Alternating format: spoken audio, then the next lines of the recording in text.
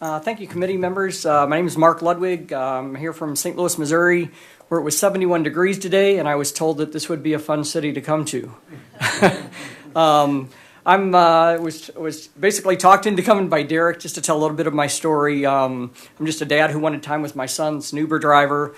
Shortly after my son was born, there was some question of paternity, and in order to avoid a DNA test, my son was taken without my knowledge. I went 204 days without seeing him, not knowing if I would ever see him again. And after I tracked him down, I just assumed that I would get 50-50 since I was the dad. And I got relegated to even less than an every other weekend visitor because my son hadn't had much time around me. And they said that he needed to be reacclimated with me before that I could get the extra time. My story went viral. I'm pretty well known in Missouri. My story went viral, and as a result of that, I'll give you some statistics, and not to point light out on me, because it's more about the message than the messenger, but just to put things into perspective. My story's been viewed over 120 million times on social media. I've got over 1 million followers as a result of the story that I had. Been on 320 TV and radio interviews. This year I spoke for the National Association of Christian Lawmakers. I now serve on the Phyllis Schlafly Eagle Council, the ALEC HHS Model Policy Task Force, and this year was asked by the Trump team to be a fatherhood advisor on their policy council. And as I said, it's not about me, but it's to give an idea of how prevalent this is, and obviously the issue resonates with a lot of people all across the country. But it's not about the mother, it's not about the father, it's about the child. And I'll fight just as hard for a mother as I will for the father, because the child needs two inputs. I believe opposites are attracted for a reason. Each has a strength and each has a weakness. Normally, fathers tend to be more the disciplinarian, mothers tend to be more the nurturer. If you rip one of those parents out of a child's life, it's a very unhealthy way, an unbalanced way to raise a child. Unfortunately, what I get with a lot of my followers is they tell me, you know what, Mark, I didn't hate my ex near as much until I went into my first family law attorney's office. And this is no condemnation of family law attorneys if they're on here, very sincerely. But a family law attorney, their responsibility is to their client. And their client is usually either the father or the mother. The client isn't the child, so they're doing their job. They're representing the client. But as an attorney, their responsibility by fighting for that is to tell them, look, in our state, you're not going to get 50-50, so I need you to help me dig up dirt on why you're the better parent.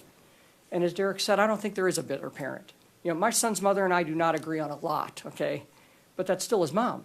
And she adds value to my son's life in a way that I don't add value. And here's a couple at the most vulnerable point of their relationship where they need to learn to co-parent together, and instead they're being riled up into this adversarial relationship of digging up dirt on the past.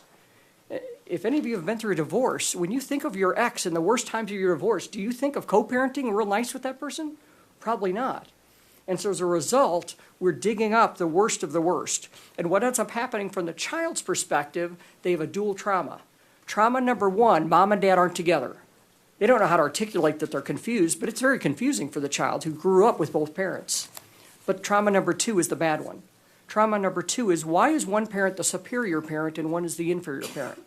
Why does one parent have to ask permission to vary the schedule? Why do I only get to be a guest or a visitor in one parent's bedroom 4 overnights a month or every other weekend? Are they not significant? And what ends up happening is down the road, when there's discipline problems, because usually it's the father, but when there's discipline problems, it's very hard for a father who's been conditioned to be treated as a visitor to all of a sudden be able to take responsibilities as the disciplinarian. And that's why prevalent all across the country, incarceration rates, violent crime rates, behavioral problems, drug use, high school dropout rates, teen pregnancies, the one common ingredient, they grew up without a dad in 71 to 94% of those cases. And yes, there's some dads that walk away, but we don't push the other good ones out. If somebody gets a DWI in this town, you don't take everyone's driver's license away and say, prove again that you should be a good driver. No, you take, everyone is assumed to be a fit, willing, and able driver unless proven otherwise. Well, based on the fact that you had a child, you should be presumed to be a good parent unless proven otherwise. We don't have policy by anecdote where we find the one extreme case, which does happen. There are cases out there. But imagine if we could clear the courtrooms of all the cases that don't need to be there, and now judges have the time to focus on the cases that need to be there.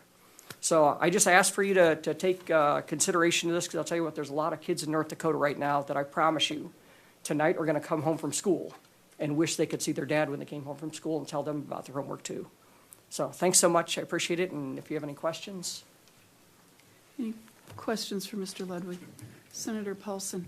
Thank you, Madam Chair. Mr. Ludwig, I just don't see your testimony online? Can we get a copy of that for our intern? Yeah, I can. I just like hand wrote. I'm an Uber driver, so I literally just hand wrote notes. But I can get a copy to the senator, and I'll get them for you. Thank you. Any other questions? Thank you, sir. Any other testimony